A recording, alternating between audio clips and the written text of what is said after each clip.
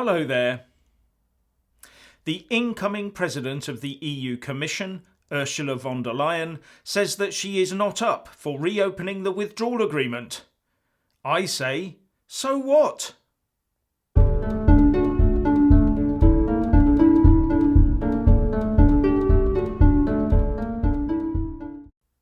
The EU Council anointed one to take over from Jean-Claude Juncker as the first female EU Commission President, the German Defence Minister Ursula von der Leyen, has said that Theresa May's Withdrawal Agreement surrender treaty is perfectly fine and that she would not be looking to reopen and renegotiate it. But she is not due to take over in post until the 1st of November, the day after the UK leaves the EU. So why is she bothering to comment on it, unless she and her fellow Eurocrats are expecting yet another Article 50 extension?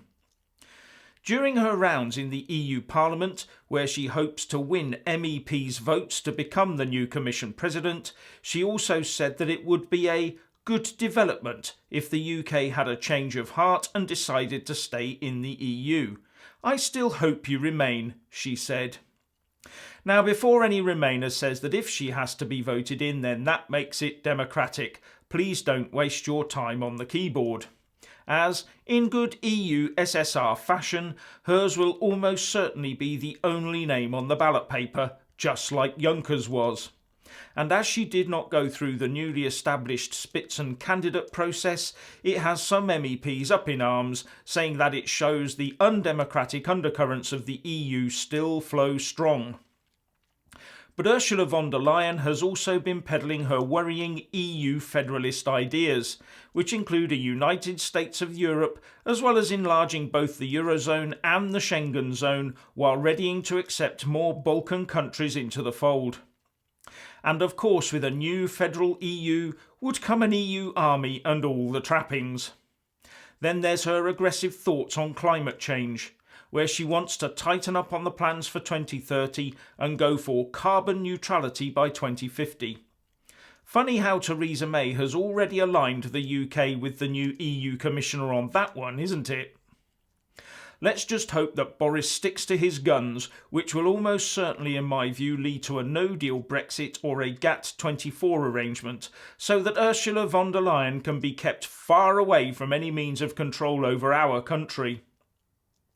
And now a couple of economic snippets for you.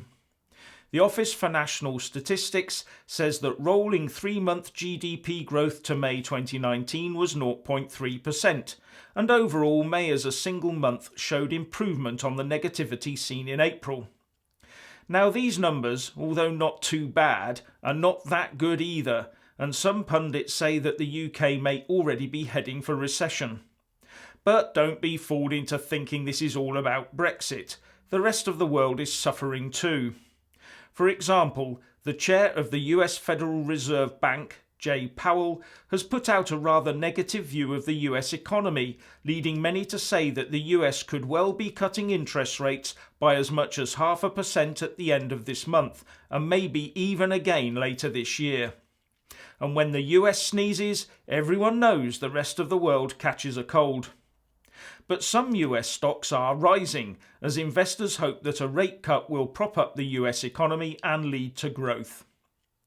Now there is some seeming good news from the ONS, telling us that the total trade deficit in goods and services narrowed by £4.6 billion in the 3 months to May. This tells us that we either imported less, exported more, or a combination of the two.